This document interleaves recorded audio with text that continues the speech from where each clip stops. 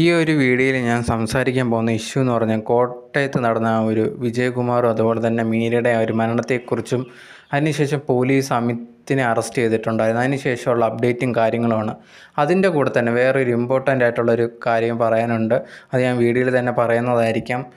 First ഈ ഒരു കേസിൽ ആദ്യമേ സംശയിച്ച കാര്യങ്ങളെന്നൊക്കെ പറഞ്ഞു കഴിഞ്ഞാൽ വീട്ടിലുള്ള വേലക്കാരനായിരുന്നു. ആ ഒരു ജോലിക്കാരൻ കുറച്ച് നാൾക്ക് മുമ്പ് ഇവർ എന്നെ പിരിച്ചു വിട്ടിട്ടുണ്ടായിരുന്നു.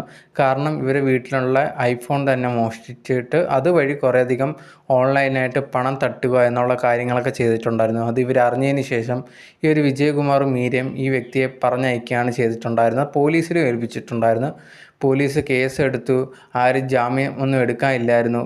അത് കഴിഞ്ഞിട്ട് അമ്മ ജാമ്യത്തിലെടുത്തു. അത് കഴിഞ്ഞിട്ട് തിരിച്ചു വന്നിട്ട് ഇവരെ വീടിൻ്റെ മുമ്പിൽ വെച്ച് ഇവരെ അടുത്ത് ഭയങ്കരമായിട്ട് മോശമായിട്ട് പെരുമാറുകയും ഭയങ്കരമായിട്ട് ചീത്ത വിളിക്കുകയും ഇങ്ങനത്തെ കാര്യങ്ങളൊക്കെ ചെയ്തിട്ടുണ്ടായിരുന്നു. അതിനുശേഷം ഇവർ പിന്നെയും കേസ് കൊടുത്ത് പോലീസ് വരെ ഈ ഒരു വ്യക്തിയെ അറസ്റ്റ് ചെയ്ത് പിന്നെ ഇതേ കണക്ക് ജയിലിൽ തന്നെ ആയിരുന്നു. ആ ഒരു സമയത്താണ് ഈ ഒരു വ്യക്തിയുടെ അമിത് എന്ന് പറഞ്ഞ ഈ ഒരു വ്യക്തി ആസാംകാരനാണ്. അവൻ്റെ സ്നേഹിച്ചിരുന്ന പെണ്ണ് അവനെ കളഞ്ഞിട്ട് പോകുന്നു. അതുപോലെ തന്നെ ആ ഒരു സ്ത്രീ അബോർഷനൊക്കെ ആവുന്നതും ഈ ഒരു ദേഷ്യവും കാരണങ്ങളൊക്കെ കൊണ്ട് ജയിലിൽ വെച്ച് തന്നെ ഭയങ്കരമായിട്ടുള്ള പ്ലാനും കാര്യങ്ങളും ഒക്കെ ഇട്ടതിന് ശേഷം പുള്ളിക്കാരനുണ്ടെങ്കിൽ വെളിയിലിറങ്ങിയിട്ട് പ്ലാനൊക്കെ ഇട്ട് കഴിഞ്ഞ ദിവസം എന്ന് പറയുമ്പോൾ ആ ഒരു ദിവസം കോട്ടയത്ത് വന്ന് അവർക്ക് നേരെ ആക്രമണം ചെയ്യുകയാണ് ചെയ്തിട്ടുണ്ടായിരുന്നത്. ഈ ഒരു സംഭവം പോലീസെല്ലാം തെളിവുകളോടെ തന്നെ ഫുള്ളായിട്ട് മനസ്സിലാക്കി ആ ഒരു വ്യക്തിയെ അറസ്റ്റ് ചെയ്തേക്കുവാണ്. ഈ ഒരു അറസ്റ്റ് ചെയ്തതിന് ശേഷം ഇപ്പം പോലീസ് മീഡിയസിൻ്റെ അടുത്ത് ഓരോ കാര്യങ്ങൾ പറയുന്നുണ്ട്. ഇനിയും തെളിവെടുക്കാനുണ്ട്. അവൻ ഓരോന്ന് ആയിട്ട് സമ്മതിച്ചുകൊണ്ടിരിക്കുകയാണ്. കാര്യങ്ങളെല്ലാം ഈ ഒരു പക കൊണ്ടാണ് എന്ന് പറഞ്ഞിട്ടാണ് ഇപ്പം കേസ് നമുക്ക് എത്തി നിൽക്കുന്നത്. ഏകദേശം ക്ലോസ് ആവാനുള്ള എല്ലാം റെഡിയായിട്ട് നിൽക്കുകയാണ്. ഇനിയിപ്പോൾ ഇവന് ശിക്ഷ രീതിയിലുള്ള നടപടിയും കാര്യങ്ങളും കോടതി കൊണ്ടുപോകുക, അത് മാത്രമേ ഉള്ളൂ. ഇനി ഞാൻ ഫസ്റ്റ് പറഞ്ഞൊരു കാര്യം, ഇമ്പോർട്ടൻ്റ് ആയിട്ടൊരു കാര്യം സംസാരിക്കാൻ ഉണ്ട് എന്നുള്ളൊരു കാര്യം. ഈ ഒരു യൂട്യൂബിൽ ഞങ്ങളെപ്പോലെ ഇപ്പം എന്നെപ്പോലെ കുറേയധികം റിയാക്ഷനൊക്കെ വീഡിയോസായിട്ട് ചെയ്യുന്ന ആൾക്കാരുണ്ട്. അവർ ടോപ്പിക്ക്, അതായത് ബാക്കിയുള്ളവർ ചെയ്യുന്ന കുറേയധികം തെറ്റുകളും കാര്യങ്ങളും എന്തെന്ന് പറഞ്ഞാൽ ചൂണ്ടിക്കാണിക്കുക എന്നുള്ളൊരു കാര്യങ്ങൾ എല്ലാവരും അറിയാവുന്ന കാര്യമാണ്. ഇപ്പം നിങ്ങൾ ഈ ഒരു വീഡിയോ വന്ന സമയത്തും നിങ്ങൾ ചാനലിൽ ആ ഒരു തംബ്നെയിലിൽ കണ്ടു കാണും. ഇത് കണക്ക് ആ ഒരു മോള് തെളിവുകളുമായിട്ട് വന്നിട്ടുണ്ട് എന്നുള്ളൊരു കാര്യം. ഈ ഒരു കാര്യം ഞാൻ കാണാനിടയായത് കുറേയധികം യൂട്യൂബേഴ്സ് ഇതിനെപ്പറ്റി വീഡിയോസ് ചെയ്യുന്ന സമയത്ത് ഈ ഒരു അമിത് എന്ന് പറഞ്ഞ ഒരു വ്യക്തിയല്ല ഈ ഒരു തെറ്റും കാര്യങ്ങളും ചെയ്തിട്ടുള്ളത്. ഇവന് പിറകിൽ വേറെ ആരോ ഉണ്ട്, ഇത് മറച്ചു വെക്കാനാണ് ഇങ്ങനത്തുള്ള കാര്യങ്ങളൊക്കെ ചെയ്യുന്നത് എന്ന് പറഞ്ഞിട്ട് കുറേയധികം യൂട്യൂബേഴ്സ് ഈ ഒരു വീഡിയോ ഇങ്ങനെ എടുത്തു വെച്ചിട്ട് ചെയ്യുന്നുണ്ടായിരുന്നു. അവർക്ക് ഈ ഒരു സത്യം മൊത്തം അറിയാവുന്ന കണക്ക് അവർ നേരിൽ കണ്ട കണക്ക് പോലീസ് അന്വേഷിച്ചത് തെറ്റായിട്ടുള്ള രീതിയിൽ കണക്ക് അങ്ങനത്തുള്ള സംസാരങ്ങളാണ് അത് സംസാരിച്ചിട്ടുണ്ടായിരുന്നത്. ഇപ്പം ഞാൻ ഭയങ്കര നല്ല യൂട്യൂബറോ അങ്ങനെയാണെന്ന് ഞാൻ പറയാൻ നിൽക്കുന്നില്ല. പക്ഷേ നമുക്ക് ചില സമയത്ത് ഇങ്ങനത്തുള്ള ടോപ്പിക്കൊക്കെ എടുക്കുന്ന സമയത്ത് അവരും ശ്രദ്ധിച്ച് വേണം എടുക്കാൻ. ചിലപ്പോൾ അത് മോശമായിട്ടുള്ള രീതിയിൽ പോയി മാറാനുള്ള ചാൻസ് ഉണ്ട്. കാരണം അവരെ തന്നെ അത് ഭയങ്കരമായിട്ട് ബാധിക്കാം. നമുക്കറിയാത്ത കാര്യങ്ങളെന്ന് പറയുമ്പോഴത്തേന് ചില സമയത്ത് തംബ്നെയിൽ ക്യാപ്ഷനൊക്കെ മോശമായിട്ട് വെക്കുന്നതും ഒക്കെ അത് ചിലപ്പോൾ ആ ക്ലിക്ക് ത്രൂ റേറ്റ് കിട്ടിയ ആൾക്കാർ കയറി അതൊന്ന് കാണാൻ വേണ്ടിയായിരിക്കും. ചിലപ്പോൾ ചിലവർ അതിൽ സത്യമായിട്ടുള്ളൊരു കാര്യം പറയാം. ആ ഒരു ടോപ്പിക്ക് എന്ത് ചെയ്താൽ ഡിഫറെൻ്റ് ആയിരിക്കാം,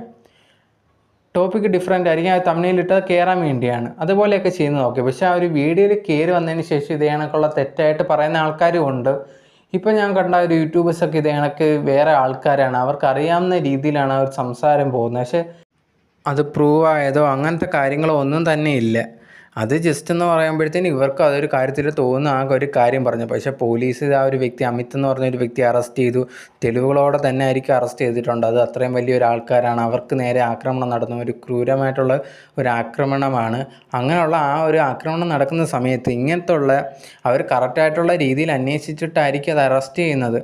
ജസ്റ്റ് വേറെ ആരെങ്കിലും അത് ചെയ്തോ അല്ലെങ്കിൽ ഈ ഒരു വ്യക്തിയുടെ എന്താ പറയുക ഒരു തലയിലിട്ടതോ അങ്ങനെയൊന്നും ആവാൻ ചാൻസ് ഇല്ല. ഇപ്പം കുറേയധികം ആ ഒരു വീഡിയോയിൽ പറയുന്നുണ്ടായിരുന്നു, ഈ ഇത്രയും പ്ലാനോടെ ചെയ്ത ഒരു വ്യക്തി ആ ഒരു ഫോൺ യൂസ് ചെയ്ത സമയത്തുണ്ടെങ്കിൽ പെട്ടുപോയി, അങ്ങനെയാണ് പോലീസ് കണ്ടെടുത്തത്. അതപ്പം ആ ഒരു വ്യക്തി മനഃപൂർവ്വം ചെയ്തതാണ്, തന്നെ പിടിക്കാൻ വേണ്ടി വേറെ ആൾക്കാർ ക്യാഷ് കൊടുത്തതാണ്, ഇങ്ങനത്തെ കാര്യങ്ങളൊക്കെ പറയുന്നുണ്ട്. നമ്മൾ എത്രയോ കേസുകൾ കണ്ടിട്ടുണ്ട്. ഭയങ്കരമായിട്ടുള്ള ബുദ്ധിപരമായിട്ടുള്ള ആൾക്കാർ ബുദ്ധിപരമായിട്ട് ചെയ്തു വെച്ചിട്ട് ചെറിയ മിസ്റ്റേക്കിലൂടെയൊക്കെ കൂടിയ കാര്യങ്ങളൊക്കെ നമ്മൾ അറിഞ്ഞിട്ടുണ്ട്. അപ്പം ഇതൊക്കെ സാധാരണമായിട്ടുള്ളൊരു കാര്യമാണ്. നമ്മളൊരു കാര്യം പറയുമ്പോൾ അതിന് തെളിവുകൾ കാണിക്കണം, അല്ലെങ്കിൽ തെളിവുകൾ വെക്കണം.